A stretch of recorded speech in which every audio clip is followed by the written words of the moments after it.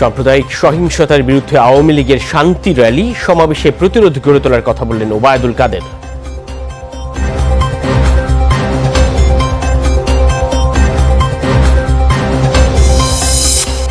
টি-20 বিশ্বকাপে আজ বাংলাদেশের বাঁচা মরার লড়াই, অচেনা ওমানের বিপক্ষে একাদশে আসতে পারে পরিবর্তন। 4 কিলোমিটার জুড়ে খানাখন্দের কারণে খুলনার রাস্তায় নামই হয়ে গেছে নদী সড়ক। কেডিএ কেসিসির দ্বন্দ্বে আটকে আছে উন্নয়ন কাজ। চট্টগ্রাম বন্দরের সক্ষমতা বাড়াতে তৈরি হচ্ছে আরেকটি টার্মিনাল। জানুয়ারিতে চালুর লক্ষ্যে কর্ণফুলী নদী তীরে চলছে কর্মযজ্ঞ। পটুয়াখালীতে ছেলেকে তুলে নিয়ে বিয়ের ঘটনা এলাকায় চাঞ্চল্য। অভিযুক্ত পাখি অবস্থান নিয়েছে স্বামীর বাসায়, সম্পর্ক নেই দাবি কলেজ ছাত্র।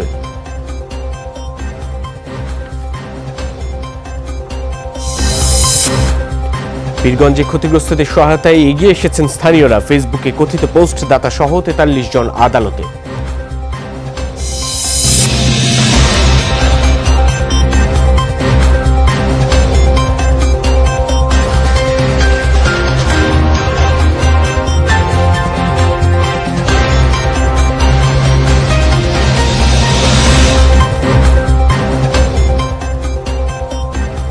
দেখছিলেন শিরোনামগুলো। এছাড়াও দেশ বিদেশের আর খবর নিয়ে দুপুরে বাংলাদেশে আপনাদের সাথে আছি আমি সাইফুদ্দিন রবিন। এবার জানাবো পুরো খবর।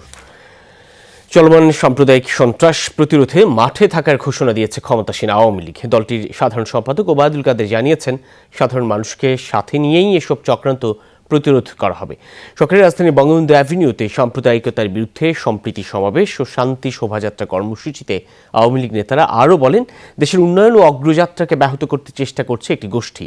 তাদের এই চেষ্টা সফল হবে না বলেও সতর্ক করেন নেতারা। দলটির সহযোগী সংগঠনগুলো দেশের সব জেলা, মহানগর, উপজেলায় একই কর্মসূচির আয়োজন করছে। ঢাকার কর্মসূচিতে প্রধান অতিথি ওবায়দুল কাদের আরও জানান, আইনশৃঙ্খলা রক্ষাকারী বাহিনী সজাগ আছে, এই ইস্যুতে কাউকেই ছাড় দেওয়া হবে না বলেও হুঁশিয়ারি করেন আওয়ামী লীগ সাধারণ সম্পাদক। যতদিন না এই সাম্প্রদায়িক অপশক্তির বীজদ্বার আমরা ভেঙে দিতে পারবো, ততদিন পর্যন্ত আওয়ামী লীগ রাজপথে থাকবে, রাস্তায় থাকবে। আওয়ামী লীগ এই অপশক্তিকে মোকাবিলা করবে। আওয়ামী লীগের সাম্প্রদায়িকতা বিরোধী সমাবেশ থেকে পদযাত্রা করে তারা এখন অবস্থান করছেন কেন্দ্রীয় শহীদ মিনারে। সেখানে আছেন সহকর্মী ভাস্কর বাথুরি। সরাসরি যাচ্ছি তার কাছে। ভাস্কর, শহীদ মিনারে এই কর্মসূচি কি পূর্ব নির্ধারিত এবং আওয়ামী লীগের পাশাপাশি আর কোনো সংগঠন কি এখানে যুক্ত হয়েছে? মূল বার্তাটা কি সমাবেশের?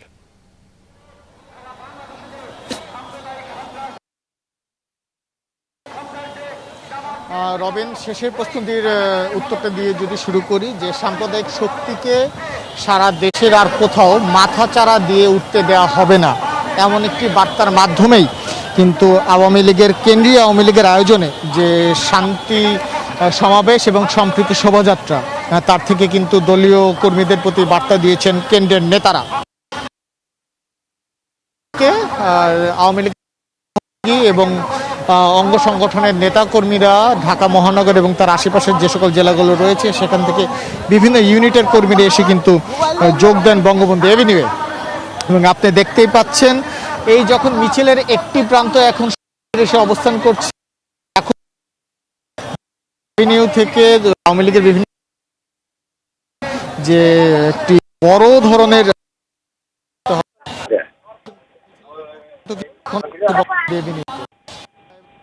যে সকল কর্মীরা রয়েছেন তাদেরকে কিন্তু নেতারা নির্দেশ দিয়েছেন সবসময় সতর্ক থাকতে এবং ধরনের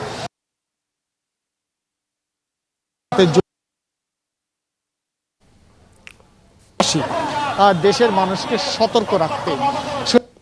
এই মুহূর্তে বাংলাদেশ কেন্দ্রীয় কমিটি।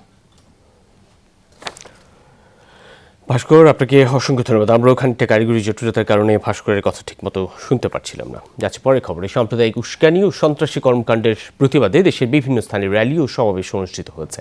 সকাল 11:30টায় লক্ষ্মীপুর জেলা কার্যালয়ের সামনে থেকে র্যালি বের করে যুবলীগের নেতাকর্মীরা। প্রধান সড়কগুলো প্রদক্ষিণ করে উত্তর তেহমনি এলাকায় গিয়ে শেষ হয়।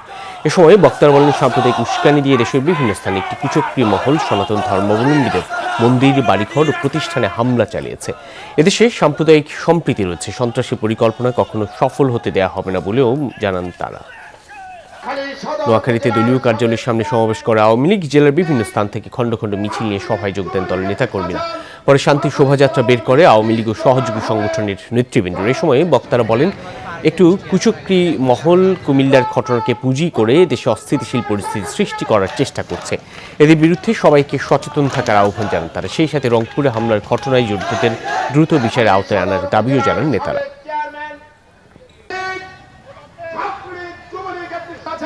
চট্টগ্রাম বিশ্ববিদ্যালয়ে শিক্ষক সমিতির উদ্যোগে বঙ্গবন্ধু চত্বরে প্রতিবাদ সমাবেশ অনুষ্ঠিত হয়েছে। উপস্থিত ছিলেন বিশ্ববিদ্যালয়ের ভিসি ডক্টর শিরিন আক্তার সহ বিভিন্ন বিভাগের শিক্ষকরা।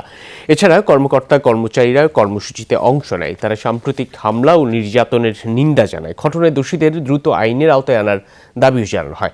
বঙ্গবন্ধুর ৭২-এর সংবিধানে ফিরে যাওয়ার দাবি তাদের। হামলায় ক্ষতিগ্রস্তদের পুনর্বাসন, ক্ষতিপূরণ ও চিকিৎসার আহ্বান জানানো হয় সম্প্রীতি সমাবেশ থেকে। বহির্বিশ্বের কাছে সাম্প্রদায়িক দাঙ্গা দেখিয়ে সরকার ভোটের সুবিধা নিতে চায় বলে অভিযোগ করেছেন বিএনপি স্থায়ী কমিটির সদস্য মির্জা আব্বাস। দুপুরে নয়াপল্টনে চেয়ারপারসন খালেদা জিয়ার সুস্থতা কামনায় স্বেচ্ছাসেবক দলের দোয়া মাহফিলে একথা বলেন মির্জা আব্বাস। এ সময় তিনি বলেন, সরকার বিভিন্ন সংকট দেখিয়ে জনগণের দৃষ্টি ভিন্ন খাতে নিতেই সারা দেশে সাম্প্রদায়িক সম্প্রীতি নষ্ট করছে। এসব ঘটনায় দায়ের করা মামলায় অকারণে বিএনপি নেতাকর্মীদের গ্রেফতার করার অভিযোগও করেন মির্জা আব্বাস। আওয়ামী লীগকে রাজনীতি করার লাইসেন্স দিয়েছিল বিএনপি, অথচ সেই সুযোগটাকে অপব্যবহার করে আজকে দেশ নেত্রী বেগম খালেদা জিয়াকে তারা জেলে আটকে রেখেছে। যদি বেগম খালেদা জিয়ার ক্ষতিগ্রস্ত হয়ে যায়, যদি দেশবাসী ক্ষতিগ্রস্ত হয়, আমরা সারা বিশ্বকে এই বিষয়টা আমরা জানাবো। রংপুরের পীরগঞ্জে সম্প্রতি কয়েকটি ঘরে আগুন দেওয়ার ঘটনায় এখনও থমথমে পরিবেশ পুরো এলাকায়। এরই মধ্যে গ্রেফতার পরিতোষ সহ ৪৩ জনকে নেওয়া হয়েছে রংপুরের চিফ জুডিশিয়াল ম্যাজিস্ট্রেট আদালতে। এদিকে করিমপুর কসবা এলাকায় মোতায়েন করা হয়েছে পুলিশ ও বিজিবি। আছে র্যাবের টহল দল। ক্ষতিগ্রস্তদের পাশে সাধ্যমতো দাঁড়িয়েছে প্রতিবেশীরা। জেলা প্রশাসন ছাড়াও দূর দূরান্ত থেকে সহায়তা নিয়ে হাজির হচ্ছে বিভিন্ন রাজনৈতিক ও সামাজিক সংগঠন। ফেসবুকে অবমাননাকর পোস্ট দেওয়ার অভিযোগে পীরগঞ্জের কিশোর পরিতোষ সরকার সহ রাতেই জয়পুরহাট থেকে গ্রেফতার করে পুলিশ। পরিতোষের বিরুদ্ধে ডিজিটাল নিরাপত্তা আইনে মামলা দায়ের করা হয়েছে। হামলার ঘটনায় এখন পর্যন্ত 2টি মামলা হয়েছে। এর মধ্যে ঘটনাস্থল পরিদর্শনে গেছেন সাবেক তথ্যমন্ত্রী হাসানুল হক ইনু। আজ স্পিকার শিরিন শারমিন চৌধুরী ও তথ্যমন্ত্রী ডক্টর হাসান মাহমুদের নেতৃত্বে রংপুর যাওয়ার কথা রয়েছে আওয়ামী লীগের একটি প্রতিনিধি দলের। কেউ মনে করো স্বর্ণ টাকা পয়সা ছিনতাই করে নিতেছে, কেউ মনে করো একটা চার্জার গাড়ি আছে এটা নিয়ে গেতেছে, কেউ মনে করো আমাকে মারধর করতেছে, কেউ আগুন লাগিয়ে দিতেছে। ঘর বাড়ির বিষয় মানে ওনারা আশা দিছে আর কি যে 3-4 দিনের মধ্যে আর কি সবকিছু কম বেশি আর কি এটা ঠিকঠাক করে দিবে। আর এখন বর্তমানে শুকনা খাবার দিচ্ছে। এবারে পীরগঞ্জে আছেন সহকর্মী সরকার মাঝারুল মান্নান। মাঝার, যাদের গ্রেফতার করা হয়েছে আদালতে তাদেরকে আজ রিমান্ড চাওয়া হবে বা কি প্রক্রিয়ায় রয়েছে এখন?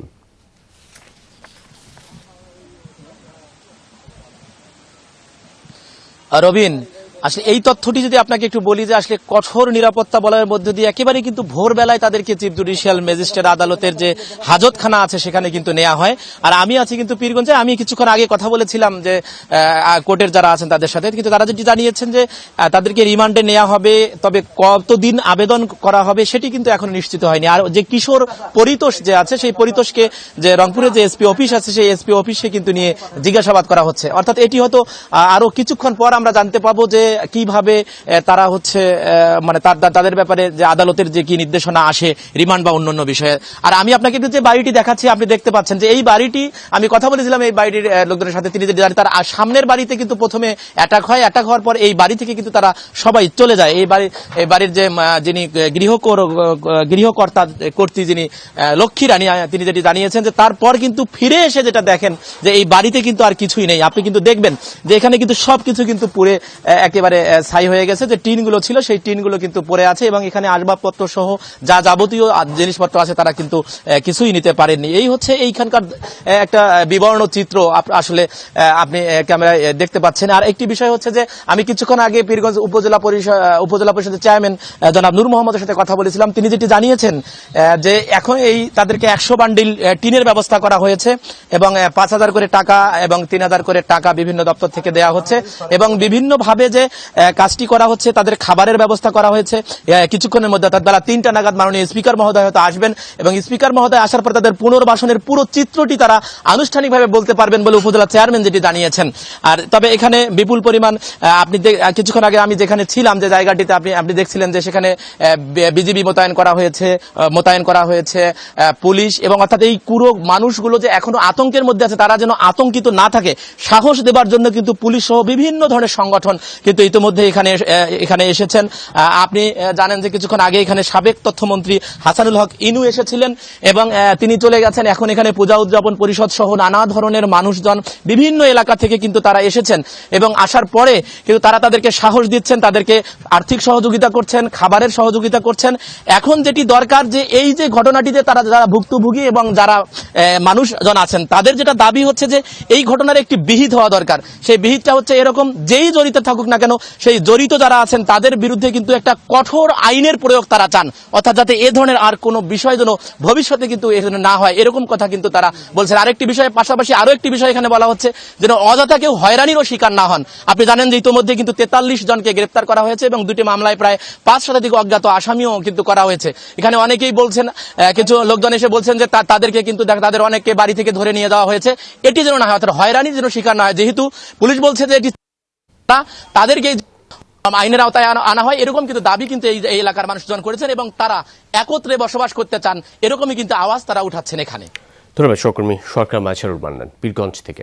4 কিলোমিটার সড়ক জুড়েই খানাখন্দ আর পানি। স্থানীয়রা রাস্তাটির নাম দিয়েছেন নদী সড়ক। খুলনা নগরীর ট্রাফিক মোড় থেকে রূপসা সেতু পর্যন্ত সড়কটির এমনই দুরবস্থা।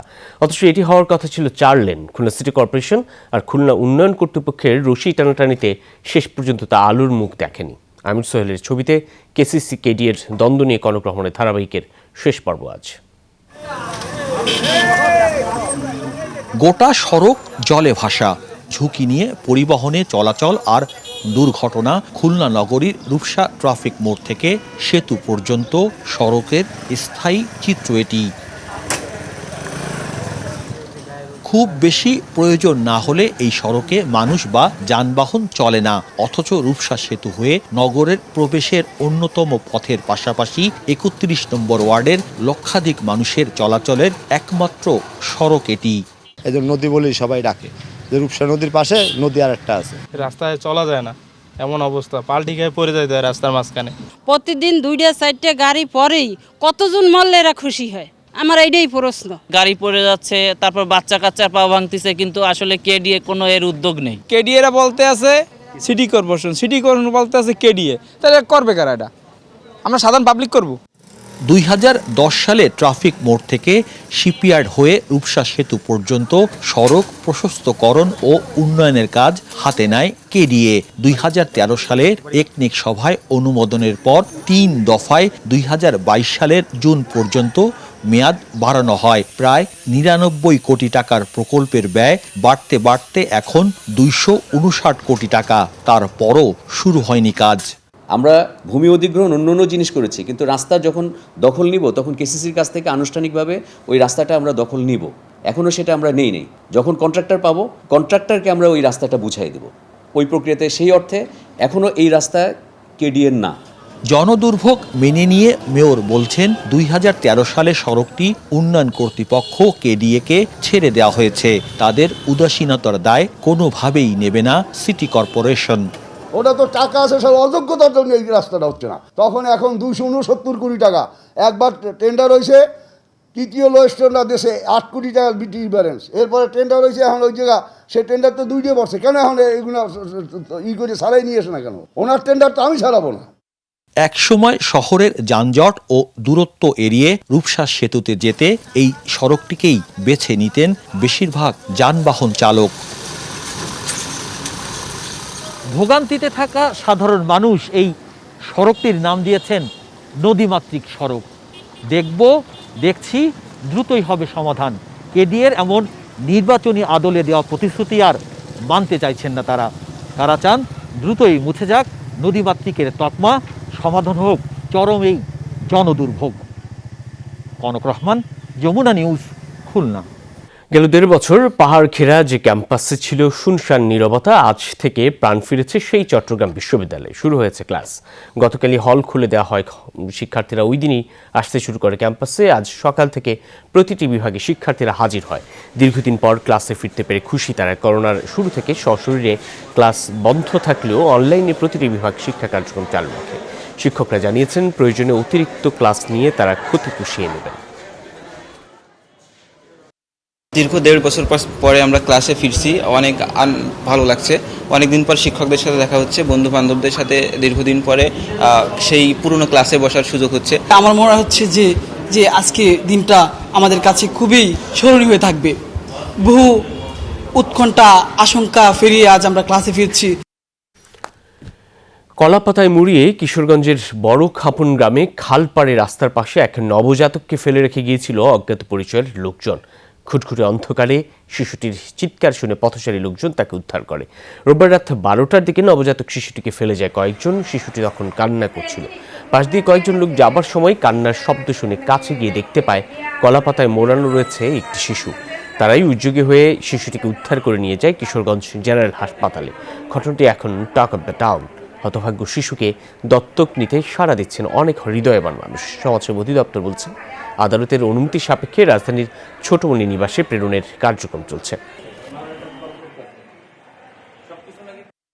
রাস্তার কিনারায় বাচ্চা কান্না করতেছে। পরে এর আগে আমরা একটা মাইক্রো লাগানো, একটা মাইক্রো ইনাসিং দেখছি রাস্তা দিয়ে যাইতেছে। পরে বাচ্চারা দেখি আমরা বাচ্চারা উদ্ধার করছি। এমন একটা বাচ্চা যে ফেলায় হয়ে গেছে, এটা কি মানুষ না জানোয়ার? এই বাচ্চাটা নিয়ে হাসপাতাল ভর্তি করছে। সবাই পর্যবেক্ষণ করতেছে এবং আমরা সার্বক্ষণে বাচ্চার সেবা দিয়ে যাচ্ছি। ইতিমধ্যে অনেকেই নবজাতকটিকে দত্তক নেওয়ার জন্য আমাদের সাথে যোগাযোগ করতেছেন। আমরা তাদেরকে বলেছি যে এটি আইনি প্রক্রিয়ার মাধ্যমে নিতে হবে। আমরা প্রথমে বাচ্চাটিকে আমরা কোর্টে উপস্থাপন করব। নাটোরে পিকআপ ও মোটরসাইকেলের মুখোমুখি সংঘর্ষে প্রাণ গেল 2 মোটরসাইকেল আরোহীর। সোমবার রাত 11টার দিকে সদরের পিটিআই এলাকায় এই দুর্ঘটনা ঘটে। পুলিশ জানায়, রাতে পাম্প থেকে মোটরসাইকেলে তেল নিয়ে বাড়ি ফিরছিল 2 বন্ধু। পথে বিপরীত দিক থেকে আসা একটি পিকআপের মুখোমুখি সংঘর্ষ হয়। মোটরসাইকেল থেকে ছিটকে পড়ে 2 বন্ধু। ঘটনাস্থলেই মারা যায় তারেক। গুরুতর অবস্থায় রাজশাহী মেডিকেলে নেওয়ার পথে মারা যায় রাকিব। নিহতরা হলেন শহরের কান্দি ভিটুয়ার বাসিন্দা। পুলিশ পিকআপটি জব্দ করলেও চালক ও সহকারী পলাতক।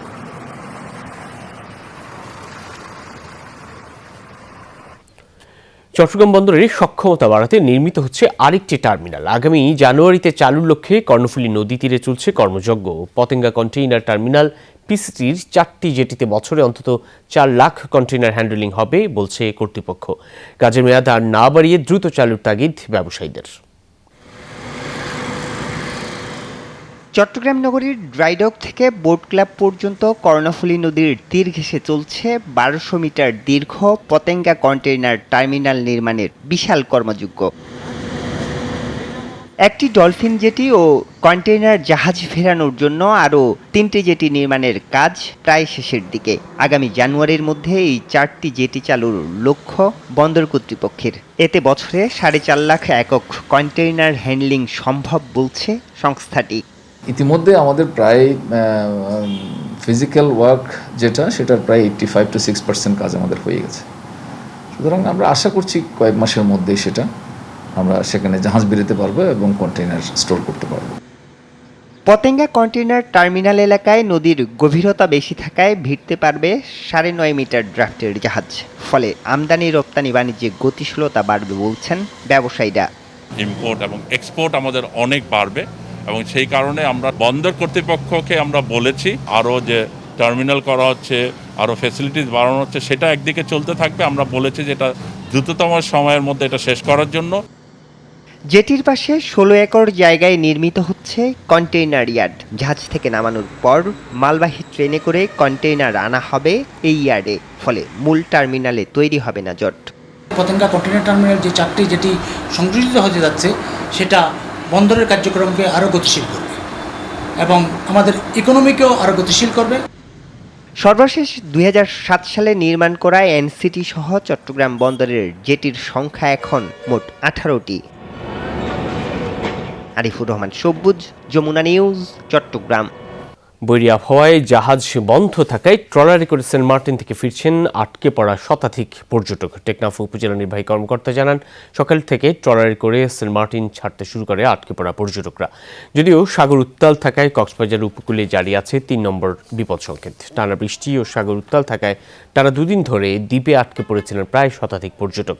জাহাজ চলাচল শুরু না হওয়া পর্যন্ত পর্যটকরা যেন সেন্ট মার্টিন ঘুরতে না আসা যাওয়া করে সেদিকে নজরদারি রাখার আহ্বান কর্তৃপক্ষের।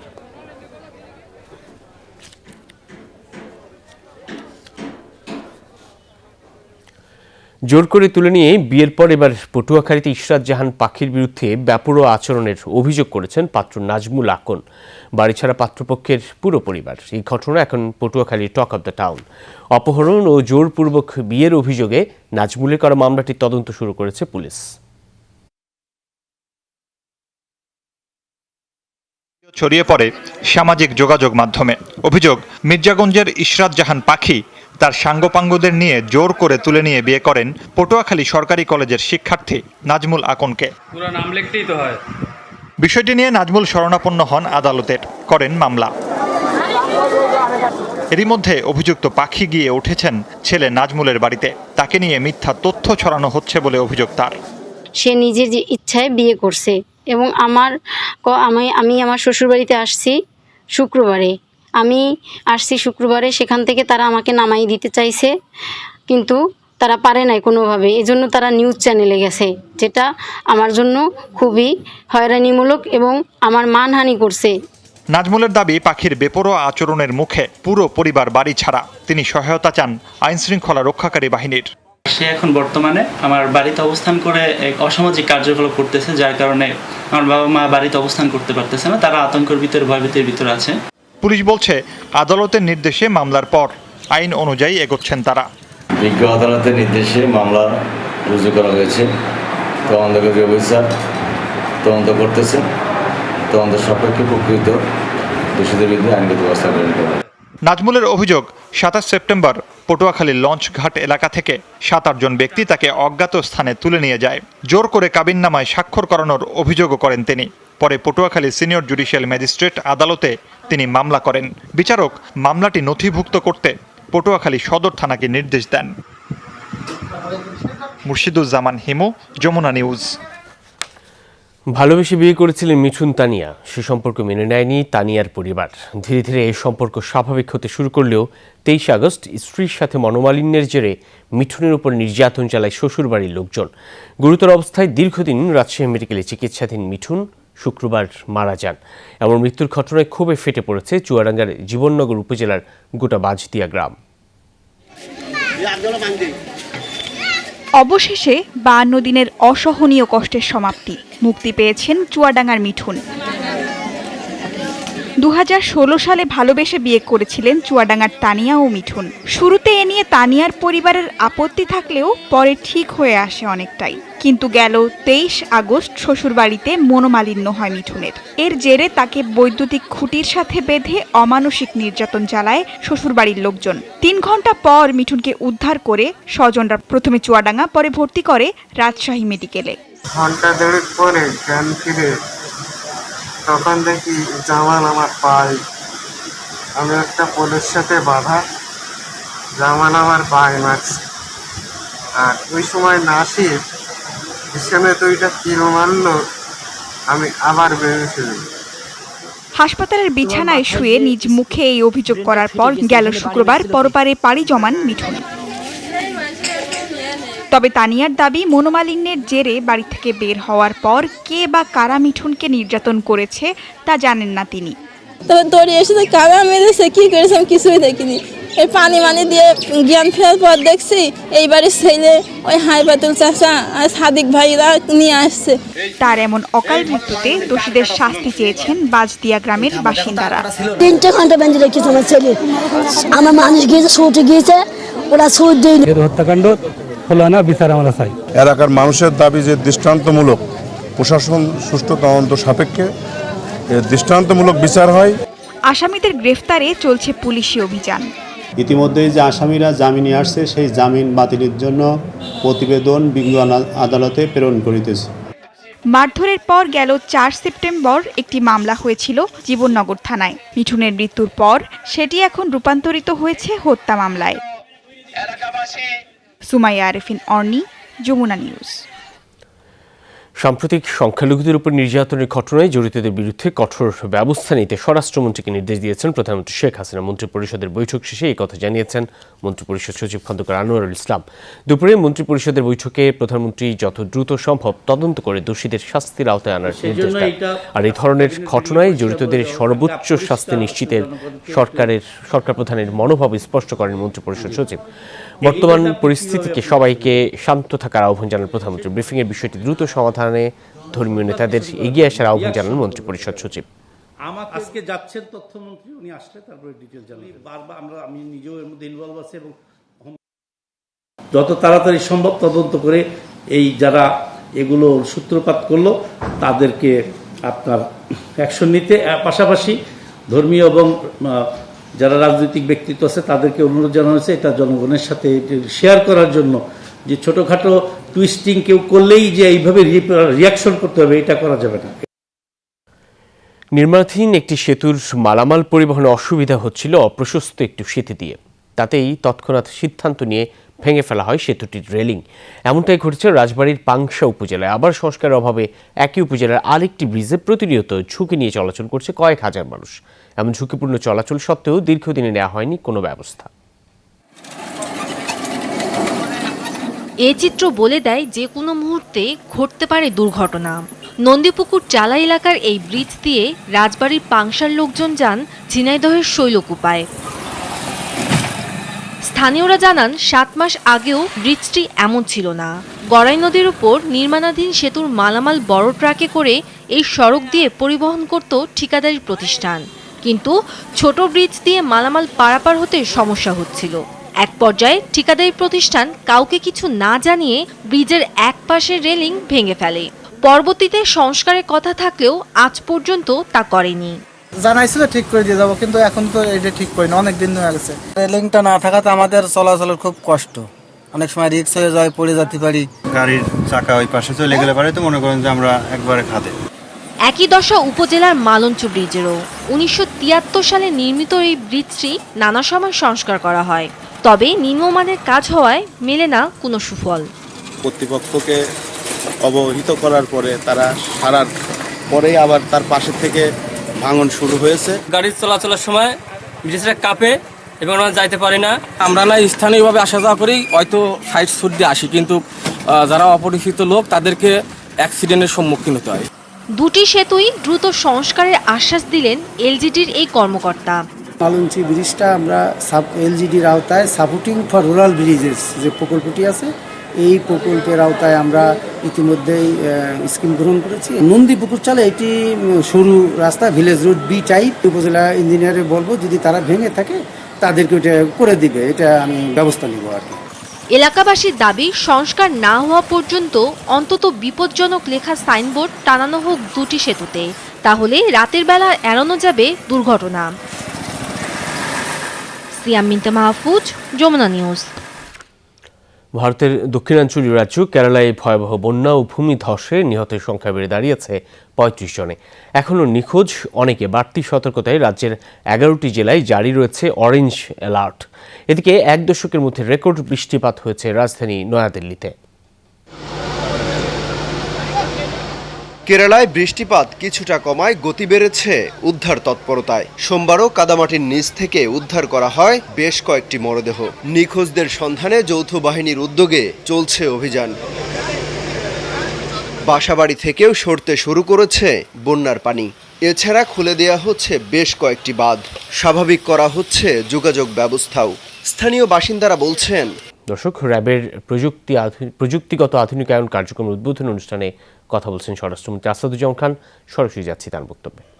মহাসোপানে আমরা এগিয়ে যাচ্ছি। আমরা উন্নয়নে যেমন বিশ্বব্যাপী রোল মডেল, তেমনি আইন শৃঙ্খলা বজায় মাননীয় প্রধানমন্ত্রীর যে জিরো টলারেন্স নীতি ঘোষণা করেছিলেন, সেটা আমরা সামনে রেখে কাজ করে যাচ্ছি।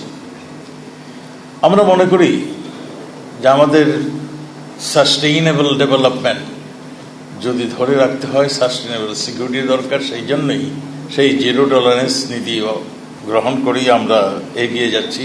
সেই জন্যই আমাদের শুধু র্যাব নয়, আমাদের পুলিশ এবং অন্যান্য নিরাপত্তা বাহিনীরও সক্ষমতা দক্ষতা বৃদ্ধির জন্য আমরা সবসময় উদ্যোগ গ্রহণ করছি এবং সবসময় তা আমরা করে যাচ্ছি। আমরা আজকে দেশবাসীর আকুণ্ঠ সমর্থন ও ভালোবাসায় আইনশৃঙ্খলা বাহিনী সিক্ত। আমাদের সরকার বিভিন্ন বাহিনীর আধুনিকীকরণ কাজ করে যাচ্ছে। এরই ধারাবাহিকতায় র্যাবের আভিযানিক ও প্রশাসনিক কার্যক্রমের আধুনিকীকরণে র্যাবে প্রতিনিয়ত সর্বাধুনিক প্রযুক্তি ব্যবহার করে যাচ্ছে। এখানে বলাই বাহুল্য, আমরা যেমন প্রযুক্তি ব্যবহার করছি, ঠিক তেমনই ভাবে যারা প্রযুক্তির অপব্যবহার করছেন কিংবা যারা ক্রিমিনাল, তারাও কিন্তু এই প্রযুক্তি ব্যবহার করেই তারা সামনের দিকে এগোচ্ছে। সেজন্যই আমাদের প্রতিনিয়তই এই প্রযুক্তি, আরো আধুনিক প্রযুক্তি কিংবা যুগোপযোগী প্রযুক্তি সেটা আমাদেরকে চিহ্নিত করে সেখানেই যেতে হবে। সেটাই কথা বলছিলেন স্বরাষ্ট্রমন্ত্রী আসাদুজ্জামান খান।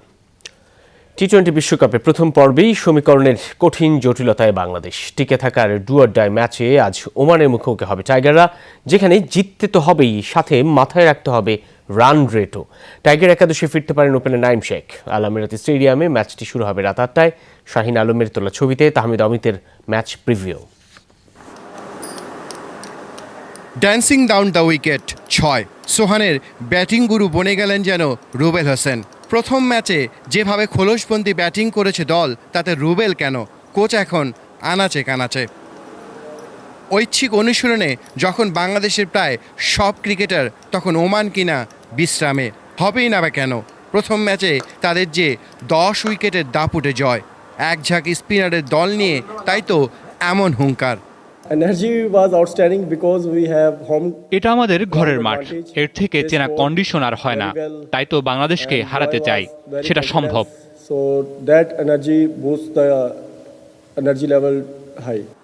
তবে টাইগাররা জানে কি করতে হবে, শুধু মাঠে গিয়ে ঠিকভাবে হচ্ছে না তার প্রয়োগ। ভালো বল করেও ভালো হচ্ছে না শেষটা। ব্যাটাররাও চাপ বাড়াচ্ছেন খোলসবন্দি হয়ে, যদিও রাসেল ডোমিঙ্গো আশার সলতে জ্বলে রাখতে চান এখনো।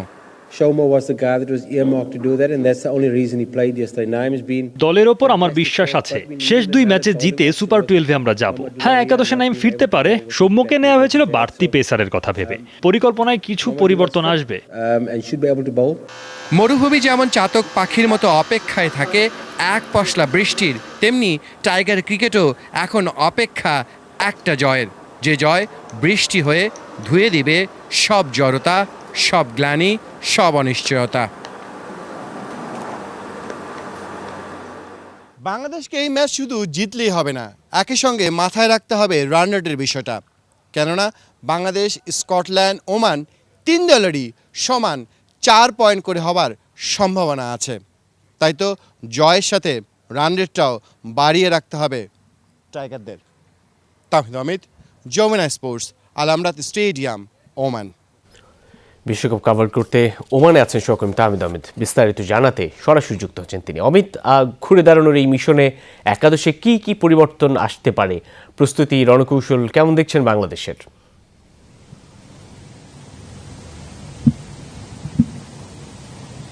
আসলে এই রোদে দাঁড়িয়ে থাকা খুব কষ্টের, প্রচন্ড রোদ, মানে চিন্তা করা যায় না, খুব কষ্ট হচ্ছে।